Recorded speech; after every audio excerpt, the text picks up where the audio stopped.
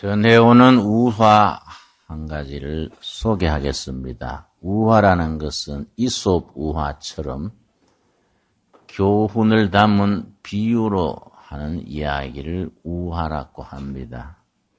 한 부인이 가정생활에 몹시 지쳐서 하나님 앞에 기도를 드렸습니다. 하나님, 내 이제 이 땅에 더 못 살겠습니다. 남편도 하는 일이 영 마음에 들지 않고 아이들도 하는 거이 영 탐탁지 못하고 하나님 날 천국에 데려가 주십시오 하고 간절히 기도를 드렸더니 하나님께서 응답하셔서 그래, 내가 네 심정을 이해한다. 그럼 네 소원대로 하늘나라에 데려가 죽었는데 마지막으로 한 가지 네가 할 거 있다. 네가 하늘나라로 간 뒤에 네 살던 세간살이 방이며 주방이며 주위가 지저분하면은 얼마나 그것이 모양이 좋지 않지 않느냐. 그리고 사람들이 네가 천국에 간 뒤에 쑥덕거리지 않겠냐. 집안을 되게 어지럽고 어지럽게 했구나 하고 흉거리가 남을 테니까 하늘나라 데려가기 전에 며칠 짬을 내서 정돈을 깨끗하게 하는 것이 어떻겠냐. 서랍이나 주방이나 구석구석에 깔끔하게 정돈을 해놓고 천국으로 가면 다른 사람들이 참 그 부인 살림 정갈스럽게 살았다 하지 않겠냐. 그 이제 이해가 간 거예요.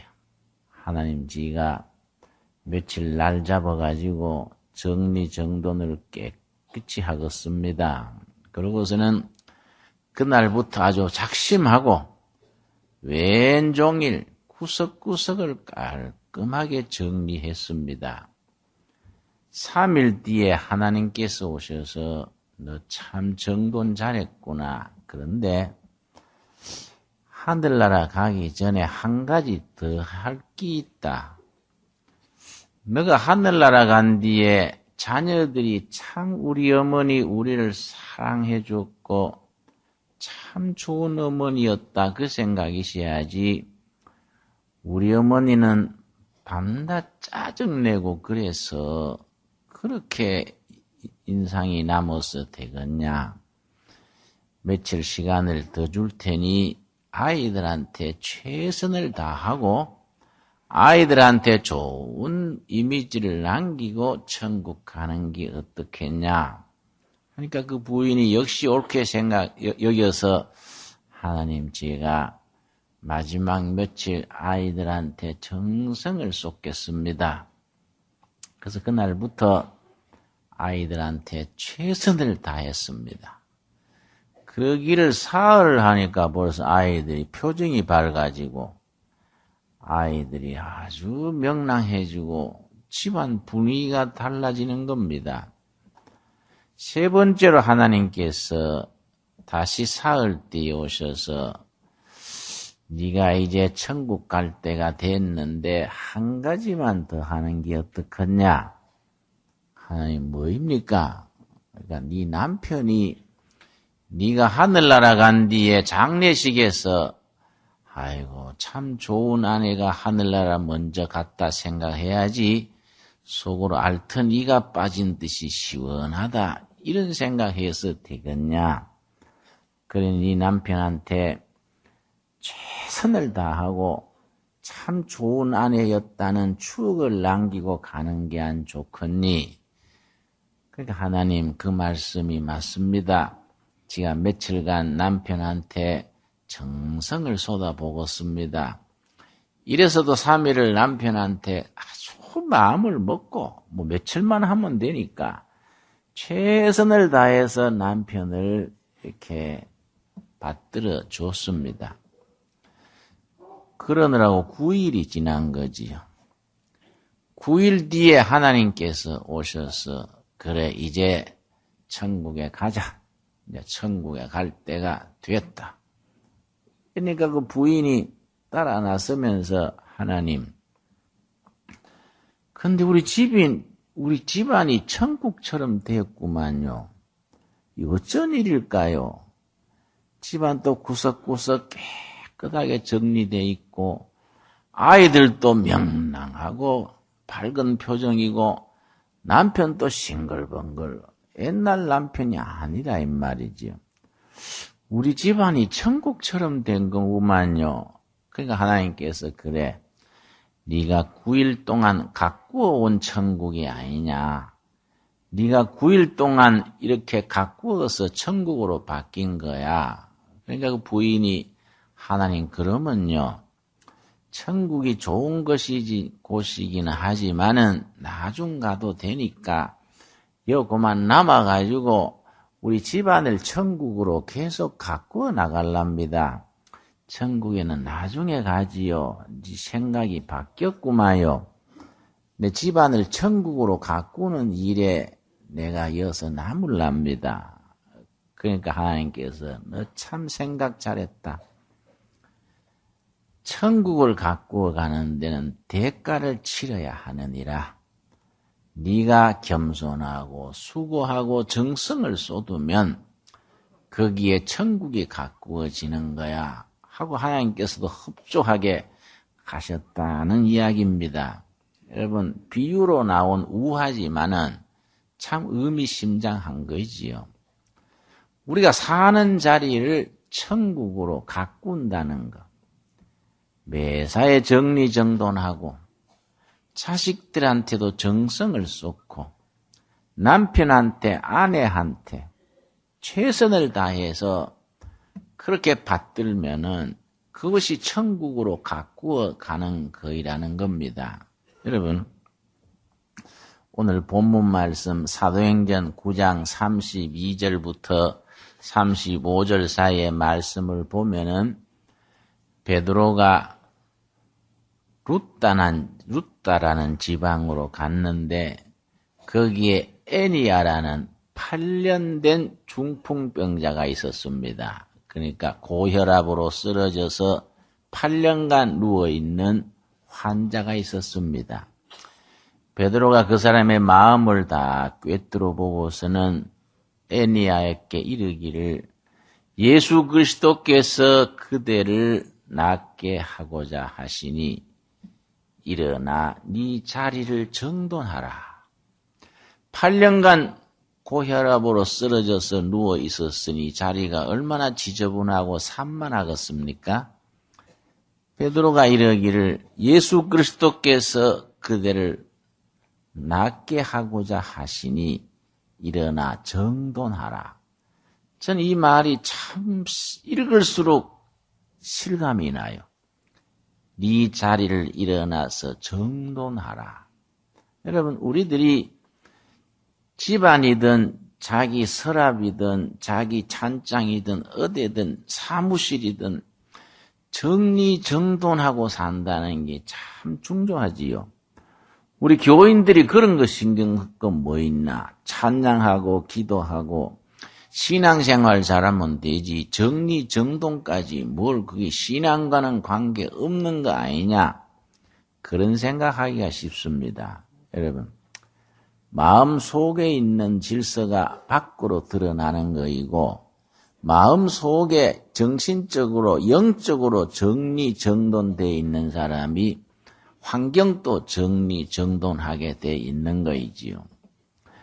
여러분 내가 책을 한 권 읽었더니 자기는 연말이 되면은 어떻게 환경을 새롭게 한 일주일에 걸쳐서 정리정돈을 하는 걸 쓰기를 책상 서랍을 빼가지고 전부 방바닥에 쏟는다는 거이지요. 구석구석에 쌓여있던 것들을 전부 한테 쏟아 넓은 방에다가 큰 무더기로 쏟아놓고서는 방에다가 십자로 금을 그어서 A, B, C, D 딱 표시를 해놓고 방바닥에 쏟아놓은 물건들 중에서 아주 중요하고 긴급한 것은 A에다가 놓고, 중요하지만은 급하지 않는 것은 B점에다가 놓고, 중요하지도 않고 급하지도 않지만은 버리기에는 아까운 것은 C에다가 놓고, 당장 버려버려야 될 것은 D에다가 놨다가 쓰레기통으로 바로 간다는 거이지요. 그 다음에 C에 있던 중요하지도 않고 급하지도 않은데 버리기는 아까운 것들은 다시 한번 살펴보고 그 중에 가감하게 버릴 것은 버리고 꼭 쓸모있다 싶은 것은 집안 보이지 않는 구석에 차근차근 쌓아놓는다는 겁니다. 참 우리가 이런 삶의 정리가 참 필요합니다. 나는 내가 설교하는 걸 내가 그렇게 살고 내가 그렇게 열매 맺는 것을 설교한다. 그런 원칙이 있기 때문에 내가 오늘 이 설교하려고 어제 밤늦게까지 서랍 정리했어요. 내가 아주 밤늦게까지 오늘 설교하려고 내가 고생했습니다. 응?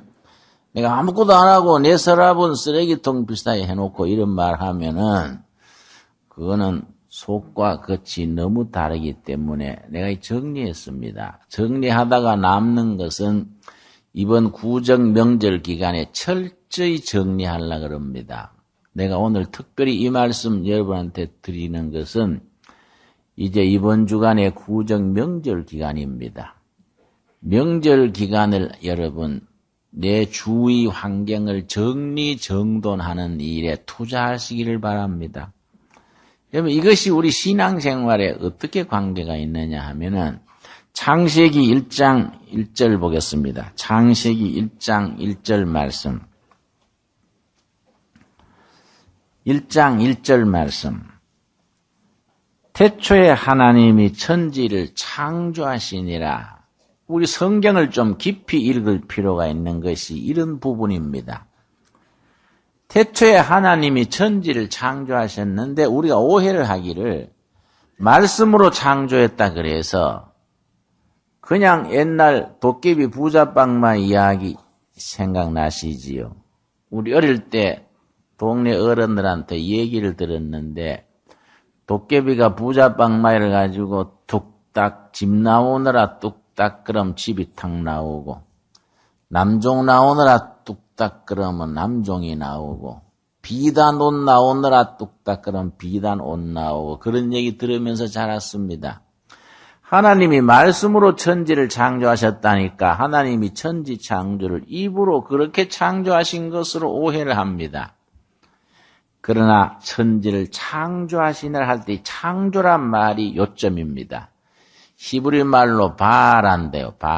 바라는 어디에 쓰는 단어냐 하면은 임산부가 출산할 때 쓰는 단어가 바라입니다. 태초에 하나님이 천지를 바라 출산하시니라. 왜 이것이 뜻이 깊으냐 하면은 하나님께서 입으로 말씀으로 뚝딱뚝딱 첫째 날 둘째 날 청소하신 것이 아니고 산모가 아기를 낳을 때 목숨 걸고 낳듯이 그만한 수고와 투자를 해서 첫째 날 둘째 날 창조하신 겁니다. 요즘은 산부인과들이 좋고 기술이 발전해서 아기 낳다가 난산이 되면 제왕절개 수술을 많이 해서 별 지장이 없지만은 우리 어릴 때는 마을에서 새댁이 아기 놓을 때는요.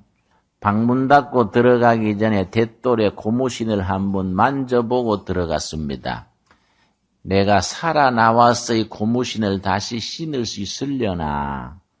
그때는 시골에 마을에 한두 명 씻고 아기 낳다가 죽는 아줌마 새댁들이 있었습니다. 목숨 걸고 출산들 한 거예요. 하나님께서 천지 창조하신 것이 이렇게 입으로 쉽게가 아니다 이거지요. 출산하는 수고를 들여서 창조하셨는데 1장 2절이 요점입니다. 2절 말씀. 우리 한번 같이 읽겠습니다. 땅이 혼돈하고 공허하며 흑암이 깊음 위에 있고 하나님의 신은 수면에 운행하시니라. 땅이 뭐하고? 혼돈입니다. 혼돈, 무질서입니다. 영어로 카오스. 발음 정확한 발음은 케이오스. 무질서, 땅이 케이오스, 무질서했는데 무질서를 말씀으로 코스모스로. 코스모스가 질서입니다. 우리들은 코스모스 그러면 백화점 생각을 하지요. 코스모스가 질서입니다. 그리고 우주가 코스모스입니다. 우주론 그러면 코스모로지입니다. 하나님이 창조하신 우주는 질서정연하게 운행하기 때문에 거기에 코스모스란 말이 붙은 그 이해가 가지요. 무질서의 질서가 창조되는 겁니다. 땅이 혼돈하고 공허하며 텅텅 비어있는 허무입니다. 허무. 창조 질서가 진행되면서 허무에 거기에 충만이 부여되고 흑암이 깊음 위에 있었다. 절망적인 어두움입니다. 그 절망에 하나님의 창조 역사는 희망을 심어주는 겁니다. 여러분, 하나님의 창조 역사는 창세기 1장에서 끝난 것이 아닙니다. 지금 또 하나님의 창조 역사는 진행되고 있습니다. 바로 무질서, 카오스가 코스모스 질서로 바뀌고 텅 빈 허무의 충만으로 채워지고 절망적인 어두움이 희망으로 채워지는 창조 역사는 지금 또 계속되는 것입니다. 여러분, 삭막한 심령에 복음이 씨앗이 떨어지면은 그 삶이 무질서에서 질서로, 허무에서 충만한 의미로, 절망에서 희망으로 바뀌어지는 것이 창조의 선매입니다. 나는 이걸 실습을 해봐서 내가 확신이 있습니다. 30살에 청계천 빈민촌에 들어갔는데 빈민촌이 어떻게 싸움들을 많이 하는지 어느 하루도 싸움 없이 잠드는 날이 없어요. 벌써 밤 9시, 10시 들어가면 날자 무라 하고 와당탕 하고 텔레비 집어 던지고 가정의 부부싸움, 동네 술꾼들 싸움, 노름판의 싸움, 싸움이 끝이질 않아요. 맨날 싸움판이 벌어지니까 어떤 날 싸움이 없으면 섭섭해요. 오늘은 왜 이래 싸움 없이 조용하나? 아이고, 밤 11시가 지나가는데 오늘은 웬일이지? 이러면 청계천 빈민촌이 아닌데, 아니나 다를까 조금 있으면 또 와장창하고 날짜 물어가라고 또 싸움이 퍼져요. 그러면 그렇지 싸움 없을 택이 있냐 그랬는데 싸움이 있든 없든 그저 기회 있으면 말리고 애들 가르치고 노인들 대접하고 주일날 예배드리고 새벽종 치고 새벽 예배드리고 그렇게 열심히 했는데 한 1년 지난 뒤에 어느 날 내가 느꼈습니다. 아니 요즘은 동네 싸움이 없지 않냐. 맨날 며칠이 지나도 싸움 없이 하루 이틀 일주일 한 달이 지나가요. 하하, 이게 창조의 역사구나. 동네 사람들 싸움하자 말자 안 해도 찬송이 울려 퍼지고 말씀이 전해지고 성령의 역사가 교회에서부터 퍼져나가니까 이 동네에 무질서가 질서가 되고 싸움이 화평이 되는 게구나. 여러분, 그래서 나는 이런저런 현실 참여도 하고 뉴라이트도 하고 여러 가지 일을 해봤지요. 근데 결론이 있습니다. 교회가 하는 최고의 정치는 뭐이냐? 목사가 하는 최고의 현실 참여는 뭐이냐? 말씀이 바로 선포되고 교회가 교회다워지면 그것이 최고의 정치다, 최고. 목회자나 교회가 해야 될 정치는 딴 거 아니에요. 교회가 교회다워지고 바른 교회가 되고 세상 사람들한테 손가락질 받고 무슨 텔레비에 PD 수첩에 나오고 이런 교회가 아니고 존경받는 교회가 되면은 그러면은 그게 최고의 정치고 그런 분위기가 퍼져나가면서 그 사회가 카오스에서 코스모스로, 허무에서 충만으로, 그 속에 희망에 싹시 돋는 역사가 있는 겁니다. 여러분, 참 대단히 중요한 거죠. 여러분, 물리학에 연력학 법칙이라고 있습니다. 연력학 법칙이 두 가지 법칙으로 되어 있는데 제1법칙은 뭐냐면 옛날 여러분 고등학교 시절에 물리학 배운 기억나시지요? 연력학 제1법칙. 에너지는 항상 보존된다. 에너지 보존의 법칙입니다. 제2법칙이 중요합니다. 제2법칙을 엔트로피 법칙이라 하는데요. 에너지와 사물은 질서에서 무질서로, 높은 데서 낮은 데로, 정돈됐던 데서 흐트러지는 쪽으로 변화된다. 이걸 엔트로피 법칙이라 그럽니다. 엔트는 에너지란 말이고 트로피는 전환입니다. 에너지는 정돈됐던 데서 흐트러지고 높은 데서 낮은 데로 질서에서 무질서로 이게 바꾸어지는 것이 이게 엔트로피 법칙인데 이거의 절대적인 법칙이 되어서 진화론을 반대하는 학자들이 그걸 이행합니다. 모든 우주의 법칙, 물질의 법칙은 질서에서 무질서로 높은 데서 낮은 데로 바뀌는 것이 물리학의 법칙인데 어떻게 아메바에서 원숭이로, 원숭이에서 사람으로 자꾸 높은 데로 진화가 돼가느냐. 그거는 물리학 법칙이 안 맞는 거이다. 진화론이라는 것은 이거는 사람의 이상이고 이데올로기지 세계의 질서가 그런 게 아니다. 그런 얘기합니다. 일리 있는 얘기지요. 여러분, 이거이 우리들의 삶의 신앙생활에 가정생활에 적용하면 무슨 말이 되느냐 하면은 연애할 때 아주 뜨거웠습니다. 신혼생활에 아주 행복했습니다. 가만 놔두면 식어가요. 가만 놔두면. 행복한 신혼생활도 뜨거웠던 사랑도 시간이 지나면 이거는 엔트로피 법칙에 따라서 식어가고 얕아지게 마련입니다. 심리학에서는 그렇게 말합니다. 신혼 시절에 뜨거웠던 사랑이 가만 노력을 안 하면은 사랑의 그 수명이 2년, 평균이 24개월이라 그래요. 특별한 경우는 3년, 4년까지 가는데 5년 넘는 사람들은 이거는 정상을 벗어난 이거는 저 자연박물관에 가야 될 부부라는 거예요. 응? 이게 법칙이란 거예요, 법칙. 그런데 이것을 바로잡는 게 있다 이거지. 가만 놔두면 엔트로피 법칙에 따라서 사랑도 행복도 옅어져 가고 높은 데서 낮은 데로 뜨거웠던 데서 식어가는 게 이 법칙인데 여기에 투자를 하고 노력을 하고 여기에 마음을 먹고 헌신하고 투자하면은 이걸 유지해 나간다는 겁니다. 그래서 우리가 신앙생활에는 하나님의 받은 은혜도 받은 사랑도 부부간의 사랑도 노력하고 희생하고 헌신하지 않으면은 이는 식어간다는 겁니다. 여러분 우리 신앙생활 오래 한 분들은 기억이 나시지요? 내가 몇십 년 전에 성령 불 받고 뜨거운 체험했었는데 시간이 지나면 그건 옅어져 버리는 겁니다. 그때 그런 체험이 있었는가? 가물가물해지는 거이지요. 이걸 유지하기 위해서 투자를 해야 되는 겁니다.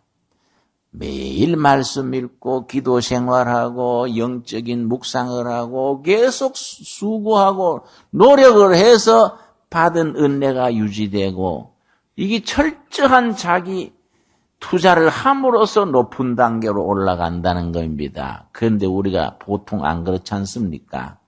그냥 대충 쉽게 살아가니까 받았던 은혜도 식어져 가고 뜨거웠던 사랑도 메말라가고 아주 질서가 있던 공동체도 무질서해지는 거이지요. 여러분, 우리 고린도전서 14장 33절에 귀한 말씀이 있습니다. 고린도전서 14장 33절입니다. 이런 말씀 우리 마음에 잘 새겨서 이러면 우리 이번 구정 연휴 기간 동안에 아주 철저하게 다짐하는 생산적이고 창조적인 기간이 될 수 있게 되기를 바랍니다. 고린도전서 14장 33절입니다. 33절 말씀. 하나님은 뭐라 그랬습니까? 어지러움의 하나님이 아니시오. 무질서의 하나님, 카오스의 하나님이 아니다. 어지러움의 하나님이 아니시오. 오직 화평의 하나님이시다. 다른 말로 표현하면 질서와 화평의 하나님이시다. 하나님은 어지러움의 무질서의 하나님이 아니시다. 하나님은 질서의 하나님이고 화평의 하나님이시다. 여러분, 화평이란 말은 관계입니다. 관계, 바른 관계, 하나님과 나와의 관계, 가족들과의 관계, 사람과 사람의 관계. 하나님은 바른 관계의 하나님이시요 질서의 하나님이시다. 14장 40절입니다. 14장 40절 말씀. 여러분, 이런 말씀을 마음에 잘 새기셔야 됩니다. 잘 새기셔서 이번 연휴 기간 동안에 정말로 가까운 데서부터 꼭 질서정연하게 다시 말씀드립니다. 서랍도 다 빼서 정리하시고 찬장도 정리하시고 옷장도 정리하시고 그러면서 더 중요한 것은 하나님 앞에 내 날마다 사는 삶의 정리정돈돼야 돼요. 그냥 들쭉날쭉 무질서하게 그냥 말도 막 하고 돈도 풍풍 막 쓰고 이런 식으로 산만하게 사는 것은 하나님이 기뻐하지 않으신다. 왜냐? 하나님은 어지러움의 하나님이 아니다. 무질서의 하나님이 아니다. 하나님의 창조 역사 자체가 카오스, 무질서에서 코스모스 질서로 텅텅 빈 허무에서 충만으로 절망에서 희망으로 바꾸어가는 것이 창조의 역사인데 그 창조는 내 가정에서 내 삶 속에서 이것이 계속되어야 된다 이거지요. 여러분, 엔트로피 법칙을 말씀드렸습니다마는 가만 놔두면 약해지고 식어가는데 이걸 거꾸로 돌리려면요 힘듭니다. 운동 안 하던 사람이 운동하려면 얼마나 힘듭니까? 자기 체중을 줄여야 될 줄 알면서도 체중을 줄이지 못하고 자꾸 뚱뚱해지는 사람들이 있습니다. 참 교인들 중에 별 사람이 다 있어요. 나한테 아주 마음 놓고 옆으로 벌어진 우리 성도님이 안수 기도를 해달라 그래서 자매님 기도 제목이 무엇인데요? 그랬더니 다이어트 기도입니다. 체중 좀 줄여주세요. 그래서 내가 어깨를 탁 치면서 본인이 노력하셔야지 멋대로 잡수고 맨날 깨어르게 놀다가 나한테 안수 기도 해달라고 하면 되겠습니까? 그랬더니 오히려 화를 내요. 왜 무한 주십니까? 무한이 아니고 사람이 경우가 있어야지 세상 넓다고 옆으로 마음대로 벌어져 놓고 나한테 와서 기도해달라고 하면 그게 안 되죠, 여러분. 운동 안 하던 사람이 운동하려면 힘듭니다. 왜냐? 이게 자연을 거스리는 거기 때문에 막 전신이 땡기고 아프고 그렇지요. 그러니까 옆에서 자극을 줘야 되는 겁니다. 우리 그래서 성경 말씀에 고린도전서 14장 40절에 뭐라 그랬습니까? 모든 것을 적당하게 하고 어떻게 하라고요? 질서 있게 하라. 이때 적당하게는 균형과 조화입니다. 균형과 조화. 바란스와 하모니. 뭐든지 바란스가 있게 하모니가 있게 하고 질서 있게 하라. 여러분. 그러니까 여러분 사랑하는 사람이라면은 충고를 해줘야 돼. 자극을 줘야 됩니다. 도전을 줘야 돼. 도전을. 응? 아주 정신이 퍼쩍 들도록 정신이 번쩍 들도록 응? 딱 부러지게 자극을 주고 격려를 해서 정신 바짝 차리고 이번 명절 기간에 정리정돈하고 모든 것을 균형과 조화 있게 하고 질서 있게 하는 일에 진보가 있는 이 기간이 될 수 있기를 바랍니다. 여러분 다 공감하시지요? 응? 신앙인이 대충대충 사는 게 아니라 이 말입니다, 여러분. 주의가 항상 정리정돈돼 있고 인간관계가 바르게 돼 있고 그 이전에 하나님과 나와의 날마다 만남의 관계 이 관계가 이루어질 때 영적인 사람이지 대충 뭐 이렇게 쉽게 살고 뭐 주여 한다고 그 되는 게 아니지요, 여러분. 그런 점에서 우리 새로운 다짐이 마음속에 있기를 바랍니다. 기도하겠습니다.